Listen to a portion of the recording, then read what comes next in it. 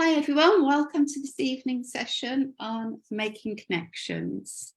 This evening we're joined by Sally Scott-Roberts, who's one of our volunteer local coordinators in South East Wales, and we've got Janet Taylor, who set up the adult support group in Manchester, Claire Cripps, who is our youth information officer, and I'm Lisa McCarthy, and I do memberships and local group support for Dyspraxia Foundation. So I think we may as well just crack straight on. Sally, would you like to tell us what your group does and how you got involved with the foundation? Well, hello, I'm Sally Scott-Roberts. I'm one of the co-lead volunteers for the Dyspraxia Foundation South East Wales group. We've been running for about 7 years. So my colleague and I used to work for the Discovery Centre, and part of our remit for that was during the summer holidays running programme to support families, local families. And we realised that when we both left, that wouldn't continue, and we were still being told by local families they needed support. So 7 years ago we set up, and we started off running face-to-face parent support groups that would run once a term, so once a half term. So that's probably, we do twice a term, and we had a core of families that would come along and support each other, at which stage their young people were probably around about year 5, year 6, so sort of 9, 10, 11, that age group, and they supported each other through the transition to secondary school. But what we were consistently getting feedback from the parents was that these were young people that were exhausted by the time they got home from school, had very few social connections within the community. They tried lots of youth projects and found either, or perceived they didn't fit in or didn't fit in, too tired to go. After a day in school, they were exhausted, and so a lot of what they were doing in their leisure time was spent with their families. And a lot of the concerns for their families was their recognition that they weren't developing those independent skills, that their peers were potentially independent, and on top of finding school very hard because of their coordination difficulties, their executive functioning and planning difficulties, they were then missing out on developing independent skills. So out of that, we looked at whether we could set up a youth project, and the young people have called it Dragons Fun Club. It causes a great deal of hilarity because I always call it Dragons FC, so everybody thinks it's a football club, which is hilarious if you hear what they talk about in terms of football and when they do play football, because they're not footballers by any chance. And that's grown over the last 7 years, and we meet once a month for 2 hours on a Saturday afternoon. Saturday was the day that all the young people decided they had enough energy to do something on. And our aim is to offer an opportunity in a safe environment to have some fun, make some friends, try something new if they want to. And we do some sneaky independent skills work with them. So we do a bit of cooking, and we do a bit of organising, we do a bit of risk assessing. So if we're doing any activities, we get them to risk assess it with us. We do a bit of budgeting. So if we're going on a trip, we get them to work out what it's going to cost. And we run that for rising 8s, and we're supposed to stop at 14. But what we're finding now is our 14-year-olds like to come back as young helpers. I'm not convinced help is the right word, but they come back, they have a natter, they keep up with each other in terms of chatting, but they're really good role models for our younger ones. We've spotted now as volunteers, if somebody gets stuck or can't get the jumper off their head, one of the youngsters will step in before we have to do it, which is a much better model of working than having us oldies doing it. We're very fortunate that both myself and Catherine work in higher education. So we've always recruited our volunteers from either psychology or from occupational therapy students. So we have a regular roll round of students. They do their qualification and then they move on, or some of them stay. So if they get jobs in the area, we end up keeping them, which is really nice. So we've got some of our volunteers have been with us a considerable amount of time. We have found we need to run a high ratio of adults to children, because our young people need reassurance. They need us to sit and natter. We've got a number who've got comorbid oral dyspraxia, or have got ASD characteristics or ADHD characteristics, who might need slightly different support to some of the other young people. So that's our Dragons Fun Club. We have been fortunate. We have the same problems as lots of youth volunteer work, you know, is keeping funded. We do some fundraising every year. And a couple of times we had a couple of checks from local business, which was really nice, because then the young people can plan their summer program. We go off and do activities. During lockdown, we obviously couldn't meet, so the young people met online, and that suited some of them and it didn't suit all of them. And it was really quite interesting trying to keep activities to go, but they took their turn in doing quiz questions and making ideas. And I know how to make lots of things out of paper online, but the parents went online as well. So the parents support group went online. And what we found was that some of our families that were traveling at once a month, doing a sort of 100 miles round trip to bring their kids to Dragons, who couldn't always come to the parent support group, joined us online. So we had a bit of a vote when we could go face to face, and actually the parents decided that online was more accessible for them. It meant they didn't have to rush the whole kind of supper, getting kids to bed, homework, and get to us of an evening.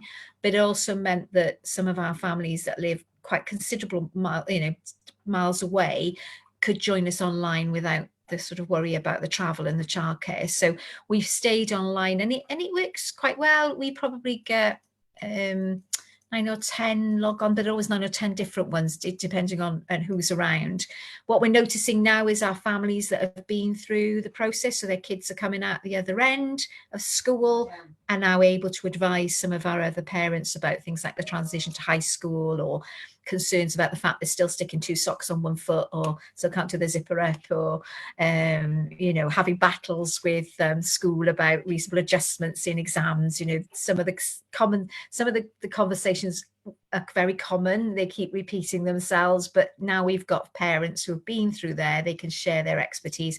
So all we do is really facilitate the online bit and sort of facilitate that conversation. We don't really have to do a great deal anymore with our parents, which, other than be there and make sure that new people are introduced to the group and they feel safe and happy to be there.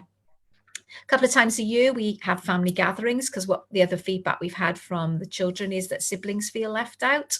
They want to come to the Big D Club too.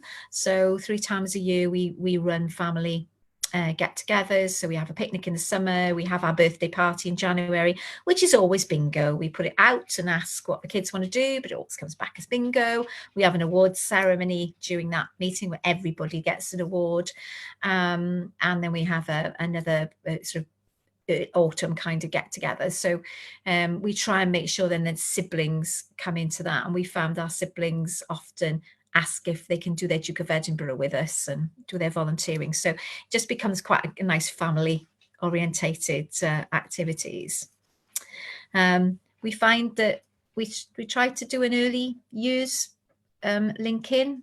So, and we're not certain, it wasn't particularly successful. So we did a couple of families with littlies that were asking for activities for the little ones, because we tend to do rising 8s. But we tried for a little while to run a Young Dragons group, but actually I don't know whether it coincides with the lateness in people going through systems and diagnosis. Children don't have to have a diagnosis to come to us, but they're often in the system going through being supported. But we found that we weren't getting that many youngsters referred to us or were referring to us. So the parents tend to either come via Dyspraxia Foundation, so they've already had to suspect that their child's got dyspraxia or somebody's mentioned it, or they're referred by our local children's centres. So what we do is we put flyers out to our children's centres, and they'll often, parents will say, oh, my OT or my physio has suggested it. Can you send me some information? So whether we weren't getting the youngsters because children are not entering the system at a particularly young age, it tends to be around about 6 when schools start to alert things that things get ignited in Wales and they start coming through. But yeah, so we haven't run Young Dragons since before lockdown, because we just only had 2 or 3 children coming in. It wasn't much fun just having for them to just have each other and us. So they're now 8, so they can come into the older ones. But Yes. Sally, when parents first come along, are they often nervous and a bit apprehensive, not quite sure what to expect? Yeah, I think they are nervous, and I think we've over the years tried to design some information with the other parents about the group, because sometimes people come to the group thinking it's going to be an information gathering. So, we do have the occasional talk when somebody, so when the new ALN and Tribunal Act came in Wales, parents were quite keen to know what that was going to look like. So we had a speaker in to do that. But often parents don't want, they decide on what they have. And it's only probably about once, twice a year that we'll have a speaker, if that. So sometimes parents think they're going to come and get a lot of information about, really specific information, rather than what we try to explain is actually it's a sharing of ideas, it's a support network for each other, it's a sharing of actually, is this what to expect, what did you find with school, what did you try, have you tried any techniques? So I think that was important, that we learned that lesson early on, that parents thought they were coming to get that very specific information. We do still get a lot of parents that will approach us and ask about the group, and then don't come to the group, but they'll often come back on email with specific questions about, can you recommend a group near me, or can you recommend at the moment quite a lot of questions about private assessments, can you recommend what leaflets I can give to school so we can direct them back to the website. So sometimes parents have got very specific ideas at that time in their child's journey of what they want, and we can answer those questions, versus those families that really feel they need the support of other people. And I think people come to that at different times in their journey. Sometimes people email are often very focused on trying to get something very sorted for their child and get people to listen to them. In school, it's often to do with education. But then as later stage, they might tap back into us then to talk to other parents about strategies. That sounds really good. And you said the children, as they're growing up together, they're making friendships, and does that build their confidence? It does. And we always think our greatest achievement is when they say goodbye, really, because although we don't like them saying bye, and some of them have hung on as well, is that a lot of them, if we do we try and do lots of taster sessions. So we've had St John's in to do first aid, and we've done paddleboarding, their choice paddleboarding, and whitewater rafting, and we've got a outside company doing some cooking with some of the younger ones in a couple of weeks' time. And what we're trying to do is give them options of where they might go, and they will already have a familiar face. So if they've already tried something in the area, like St John's, we're a local St John's group, 2 of our boys went off and became cadets. So they carried on coming to us, but we knew they were going somewhere else as well. So sometimes they just need that confidence to be able to take this next step into and find what they're interested in, and recognize that actually it's okay not to be into the same things as their school friends. We've got a surfability down in Swansea, and one of our boys who's never been, his coordination has meant that he's really struggled with PE in school, and he's at times has described situations which must have been quite humiliating for him. And I think he's got a file about this big in A&E, and it now says don't refer to social services. He's always doing something, but he's taken to surfing. I was going to say like to duck to water, but that's probably a poor analogy. That his parents will take him down fortnightly to surf, and this is a guy who has never really excelled in surfing, and the boost in confidence. He's now in sixth form, and he started going to the gym after school. He's recognizing and telling us that actually it does me good to have that going to the gym and that transition. But I think they almost need that support to build their confidence with their tribe, and that's what they call them, with our tribe, until we get to the stage where we're brave enough to step out and go, I'm happy in my skin. And that's often the term we hear parents say with the older ones, is that, oh, they're happy in their skin now. And that's great. Yeah, and we hope they get there a bit quicker because they've had a little bit of support in the middle. If they get there by the end of sixth form, we're doing all right, kind of thing. Independent skills wise, we find that a lot of them love cooking. a lot of them are not allowed to do it very much. And, we do a lot of coaching parents to say, do you know, it's all right. It's okay. They can do it with us. But a lot of them have gone on to do home economics in school because they found out they quite like cooking. And yet I know they're probably late to the kitchen because mums have been worried about scalding and cutting and all the rest of it. So it's fascinating actually, because sometimes you can see some of the newer parents gasp when we say what we've been doing or what we're about to do, and then some of the ones that have been for longer, it's fine, they'll be fine, kind of thing. So yeah, I think it helps their confidence, and it's great when they turn around and say, I can't come anymore because I've got this club, or I can't come anymore because I've found a drama group, or we've had a couple of busy. yeah, that's brilliant. That's Yeah. what you want, really. That's what you want, is that they've moved on and they don't need us anymore. So that's really good news. We do ourselves out of a job, which is all my aim.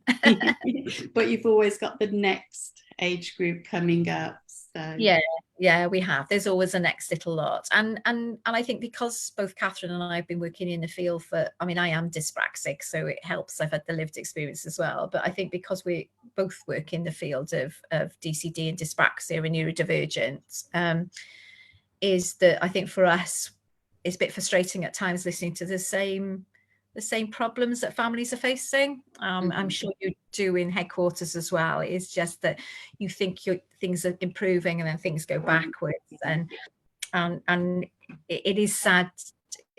Sometimes it's quite nice for the parents to normalize some of that awful experience, because you must feel like you're on your own fighting, and then they go, yeah, but it gets better if you go in and you do this, or it gets better if you link this person with this person, or it gets better if you demand that everybody sits around the table. So, some of the top tips that they've learned from going through it then helps somebody to validate, yeah, it's horrible, but it seems to be the norm and this is what you can do. So that's quite nice for parents to get that. And I guess being local, you're going to meet local parents that know the system. Some have been through the system. And of course, referrals, etc., all different in different areas of the country. Yeah, and they are, because of where we are, and because of the white, because there's not another group up until North Wales. We get parents from different local authorities. So even just a street away in a different authority, the system of getting referred is different. Some of our areas have got children's centres with leisure facilities. So we're lucky in Newport, we've got a fantastic children's centre that's got other provision for our kids to go to if they want to, that is inclusive.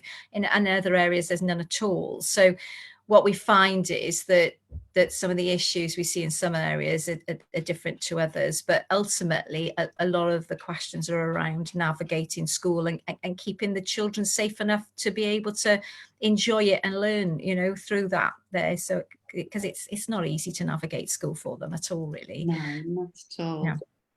Yeah. So we have several local groups around England and Wales, and if anyone watching wants to find their local group, it's on the website, and I believe a link will be put up in the comments. If there's not a group in your area and you're interested in starting one, don't hesitate to contact me and I can have a chat, talk to you about the support that we can offer you. We offer training, safeguarding training, and regular meetups online with our local coordinators. Sally, have you enjoyed being a local coordinator? Yes, I have. I mean, I'm very grateful that my skill set is probably with organising the fun clubs, and Catherine's skill set is definitely organisational skills, and she's very good at all the paperwork. I think having a team of us has made a huge difference. We've got some really solid volunteers who I know will make a commitment and they come. And I think I've been in Girl Guiding for ever since I was a child, so I think probably used to volunteers and how to work with volunteers. But I think it is difficult because you're asking somebody to make a commitment. And yeah, I think having a team that you can share out the duties and you can play to your strengths is really good. I love to play, so I love going to dragons and joining in. So it is always good. And, I love seeing them excel and seeing them build friendships. and the photographs are always, you know, bonkers. And I think if all we ever do is allow them to have some positive memories of being with other, you know, diverse group of young people, and I'm sure that we've all said that there's such an empathetic, caring group of young people, they're going to make fantastic adults. And we want to encourage them to work where they can use those skills as well. Really, you know, it's lovely. I really enjoy it, but as I said, I would hate it if I had to do all the paperwork as well. So having a team is really important, and there's nothing wrong with sharing those jobs out and playing to your strengths. And I think that helps as well. What we haven't been very successful at doing, and I will be honest, is getting some of our parents on board to support some of the background stuff. I think they're all very busy, and they're quite happy to hand over. They would, if at fundraising, they'll always be there. They will always, when we have our birthday party, they sort the food out and all the rest of it. But yeah, we haven't been very good at sort of saying, right, who wants to take over from us? Because I think that was our intention at some stage, was to hand it over. We haven't done that yet. On that note about young people, I think that's a really good time to move on to Claire, our Youth Information Officer. Hi, Claire. Hello, hi. So do you want me to just talk a little bit about what I do? Yeah. That'd be helpful. Yeah, and the support that the foundation offers for that age group that you're covering. Yeah, so my age group is currently 13 to 25.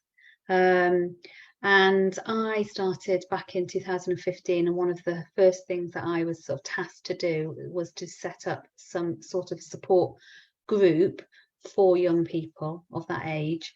And obviously, because we're a national charity, the best way to do that at the time was to go through a social media platform, and we went with Facebook, and I set up a with the help of some young people who are not so young anymore. They've all grown up in the 8 years, to set up a Facebook group. And that's what I did. So there is a Facebook group. It's a closed Facebook group for young people aged 13 to 25. Again, they don't necessarily have to have a diagnosis, and you don't have to be a member currently of the Dyspraxia, a paid member of the Dyspraxia Foundation. So we do have people join from all over. Again, it's great. We've got people from overseas that have joined, which has been just lovely to see. And when we've had some of our online socials, which I'll come on to, they've joined us as well, and that's been just fantastic. Feel very international. So the Facebook group, as I say, is a closed Facebook group, and there is a people request to join, and there is a short form that people will need to complete, which is just asking about their name and that sort of thing, and that they've just read our rules, which are just sort of online safety rules, that sort of thing. And it's a peer support group, really. Ultimately, that's what it is. And we have around 500 members now of young people, and it is really up to how you want to use it. So if you want to post and engage, you can. If you just want to, you know, dip in, dip out, you can. There is no expectation for you to have to post regularly or you know, be, if you like, visible on there. You can just read the posts, be involved if you like. Completely up to you. You can post, you know, we're open for people to post things that have gone well for them, so achievements and celebrations, and equally and importantly, you know, it's a place where young people can talk about maybe some of their frustrations and some of the things that have been difficult. And it's an opportunity for them to get support from young people who've possibly been there, done that, got the t-shirt, and being able to sort of support them, offer advice. And because there is a bit of a diverse age, one of the positives from that is that I think from some of the younger people can see, you know, hear from some of the older people that have gone through it. So that's really quite nice. Yeah, so and I signpost a lot of things as well on that group, and if there's anything that I think will be interesting or pertinent or important, then I can post that and share that with young people. it's kind of quite nice. There's a lot of sort of groups out there on social media, but this is for young people. So, you know, sometimes, you know, you want to sort of just rant about, you know, maybe your mum or your dad has got on your nerves today. Well, then it's a safe place to do that, knowing that they're not going to be on that group, if you like. There's no parents as such. I mean, there are obviously professionals, but there are young people who have got dyspraxia who are professionals, if that makes sense. So, you know, there are some people there that have got backgrounds in, you know, nursing, or they've gone on from college to become physios, but they're not there as. Am I making sense, Lisa? I'm trying to yeah, you are. it. So they're not there in their professional role. Yes, They're that's it. They're a person, a dyspraxic person, Yeah, who shares maybe their experiences. That's right. That's exactly right. So yeah, so we wanted to try to make it a sort of safe space for them to have that sort of peer support from one another. And we've done various things over the years. Certainly, I mean, I know, Sally, you mentioned about lockdown, and we at that point decided to offer online sort of virtual get-togethers, and we've continued those because they've been just so nice. So I try to do them monthly, and that's when we have people can join in, and we've done all sorts as well. We've done quizzes and we've done online bingo. We did online origami once, which was really fun, interesting, especially when you're trying to do it with the video. But you know, we did all that, and yeah. So, and as I say, we have people join us from all over. We've had people from France and yeah, Canada, and oh yes, lots of different places. So, and it's great. So yeah, I mean, that's one of the things that we've done. But what I will say is that we are conscious that Facebook at the time was the go-to, but most young people today, having teenagers myself, know that that is not the go-to social media app that young people would like to be using. So there will be some, hopefully, updates and changes to how we deliver our services for young people. And I will be working closely with the trustee for young people and involving young people. And we're going to start that pretty soon. So yeah, quite excited for some of the future changes. And young people, they obviously can connect online and virtually, but are there any opportunities for them to meet face to face? Well, yes, we have done conferences in the past, and we've done sort of young people's conferences, and we often offer workshops when we have our dyspraxia events, our conferences. We will put on specific workshops and events for young people then. We haven't had a specific youth one since COVID. And I don't know whether that's something in the future we'll start looking at again now, or whether we'll just do as we've been doing for the last couple of conferences and just use, you know, go off and have a room of our own. Mm-hmm. So it's a Dyspraxia Foundation conference, but yes, you've got a youth workshop at the same time. Yeah, running along. Yeah. So yeah, so there is that opportunity then for people to meet face to face if they like. And what about the friendships that are made? Yeah, that's been great to see. Like you say, Sally, there's been there's definitely some lovely friendships that have been made through people sort of connecting through the Facebook group, which is just fantastic. Yeah. And you know, I think, as I say, many, you know, there's times when I think you use the word tribe, Sally, and that's a great word to use, because I think it is I think it's finding people, and we often say, you know, people who just get it. If you want to talk to somebody who just gets it or understands it, then it's a great place. You know, the Facebook group, that seems to be, you know, what people are saying. And yeah, and I think there are sometimes, you know, some people come on and haven't really found their tribe, or feel that they're not really understood, and they're struggling at school. You know, people maybe don't get them.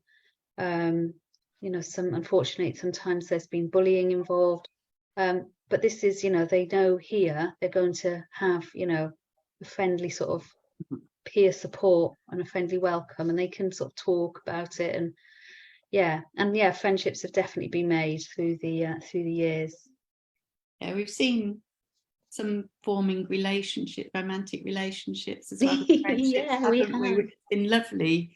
Yeah, we have. It has been lovely.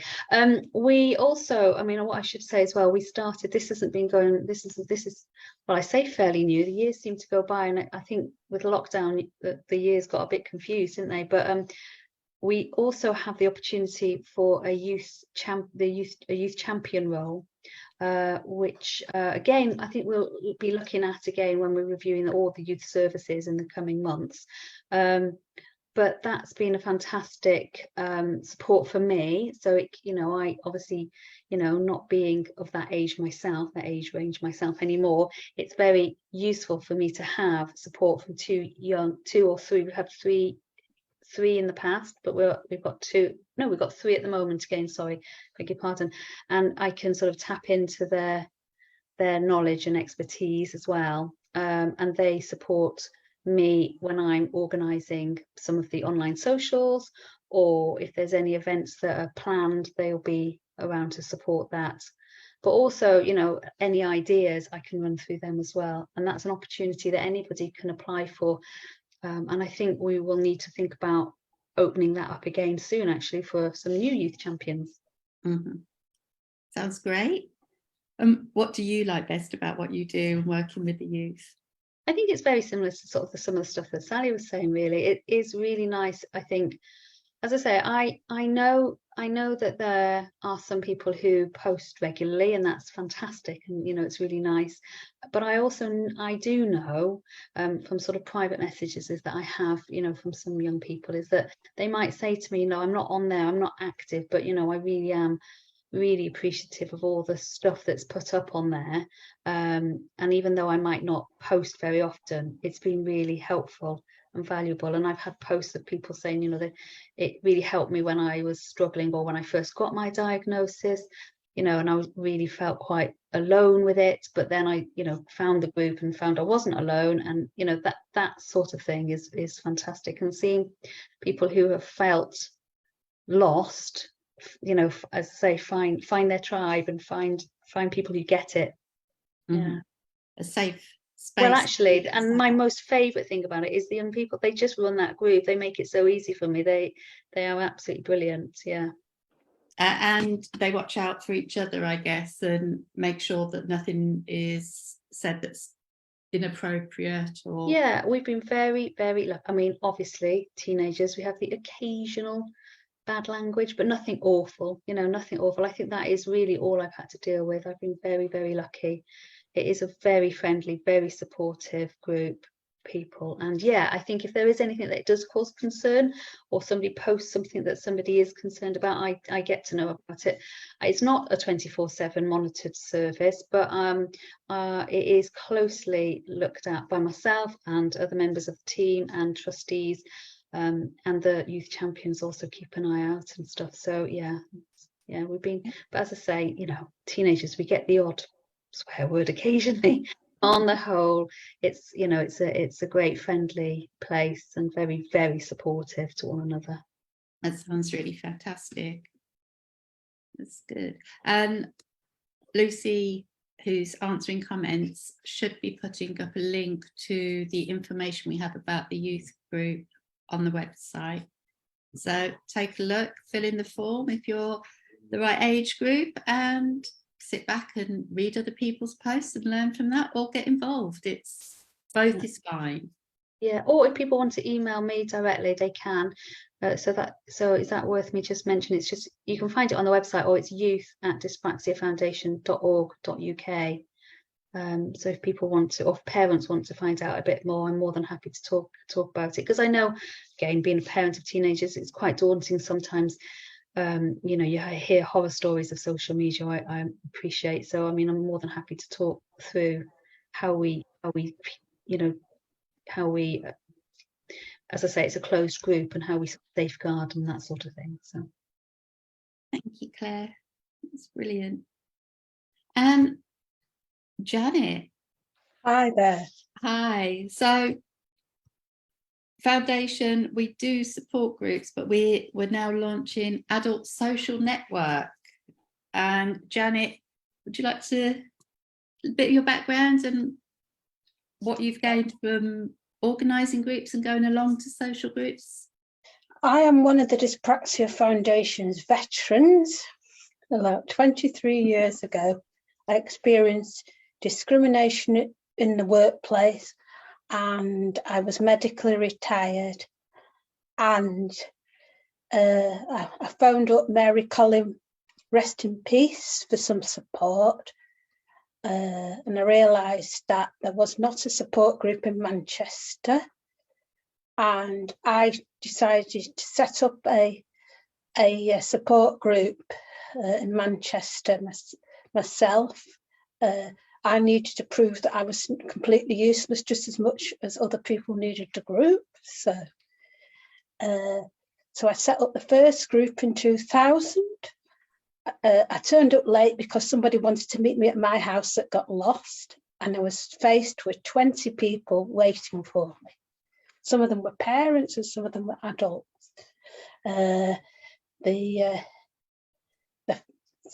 Unfortunately, some of the parents, who I don't judge them for it because they've stuck up for their adult children all their lives, and they were doing what they thought was best for them, but they did used to speak on their behalf. So I got the person who was undermining me the most to set up a separate group for the parents so that the adults could get together. But we had all sorts of formal activities, but in the end, I ended up having to going back into paid work, and I was quite busy with that. And I decided by then that the easiest way to keep the group surviving was to have a social group where people just met up socially in different parts, in pubs or in cafes in Manchester, and people opened up much more about their issues than they did when you had a formal meeting. So I did that for a bit, and then I delegated it to Ruth Foley, because it took quite a bit for the group to be self-sufficient and not expect me to do everything. That took a couple of years. Then I had somebody else take over before Ruth, and then Emma Foley took over the running of the group. I've been in the background, and I still help out every now and then. If she's not well or she wants a break. But the Dyspraxia group now is a peer support group. There's been lots of friendships, there's been romances, and we're not saying all of them worked out, but there had been romances as a result of the group. People making friends, maybe they don't come to the group anymore because they've made friends, which is fine. It's good that they've done that and they're independent from the group now. And you get people who return, who might not have needed the group, and then they suddenly return that you've not seen for years. As I say, it's now facilitated by Ruth, and I've made lots of friendships, especially with Ruth, who now, as you know, I'm a breast cancer patient, and unfortunately, it's now developed. It's now developed into what do you call it? I've got additional problems with the breast cancer where it's spread. There's evidence that it's possibly spread, and throughout all the appointments, Ruth supported me in the appointments because she happened to live near the hospital I was going to, and she's still going to support me for future appointments. So a lifelong friendship that obviously has been really important to you, and that support. Yeah, so it does do that. Now, I don't know whether anybody wants to ask anything else because I haven't prepared anything at all. That's okay. Let me just check. If anyone does have any questions, please just pop them in the comments. And I can't see Facebook. I haven't even found out I can't even find where it is. I can't see Facebook, so I'm having any questions sent to me by Lucy, and we don't have any at the moment. So is there anything any of the speakers would like to add? No? I think it's really interesting what you said, Janet, about people opening up better when they're doing something or they're meeting socially. I think that's probably the same with the young people, is that if you make it too formal, they're not going to open up. But when they're busy doing something, they're more likely to chat and support each other. So it's really nice that you've been able to get them going with their social events. Do you find that, Claire, with the youth and young adults? Sorry, I was on mute. I mean, yes, I mean, well, it's a bit difficult because obviously, you know, we don't have regular meetups because obviously we're covering the wider area. But yeah, I mean, I have done some. I did recently a youth roadshow for slightly younger children, and we did some activities then. And absolutely, I think as long as busy doing something, then the chat starts to flow. I think you know, for certainly, you know, I think it's about just sometimes, because it's a hidden disability, that so many people are like, I've never met anybody with dyspraxia before, which, you know, they probably have, but it obviously, because it's hidden, it's not recognized. And I think that is really nice opportunities for people to sort of chat to somebody else that's got dyspraxia. But yeah, definitely activities help break any kind of awkward silence, or, you know, say you don't want it to be formal. Yeah, we just sit and natter. We don't actually have any activities. We just sit in a coffee, sit and chat. Yeah, I mean, that's sometimes what we do on the youth. That's what sometimes we do on the youth socials as well, is just a chat, just to catch up of what people have been doing in the month and that sort of thing. So yeah, it's just nice. But sometimes we do, you know, we have like a bit of Christmas quiz and that sort of thing, and you know, we have Yeah. Oh, I don't think we've had any more questions come through. So I just want to say, if anyone does think of anything, just get in touch with us. You can find all the contact details on our website. And if you're interested in setting up an adult social group, get in touch with me. My email again will be in the comments. And I really look forward to hearing from you. Thank you to everyone for your time this evening. It's really appreciated.